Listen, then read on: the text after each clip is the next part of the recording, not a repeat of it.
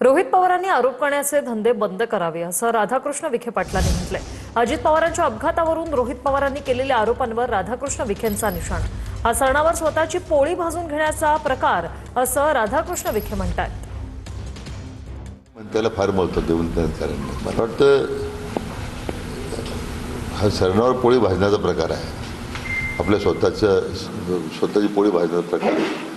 माझी रोहित पवारांनी या निमित्तानं सूचना आहे की त्यांनी आता हे सगळे आरोप करणं असे त्या भानगडी धंदे बंद करावे। त्यांनी आता कुटुंबात दुःख जागा झालेला आहे। चौकशी अंती जे काही होईल ते पुढे येईलच ना, त्याच्यामध्ये राजकारण कसा करता तुम्ही?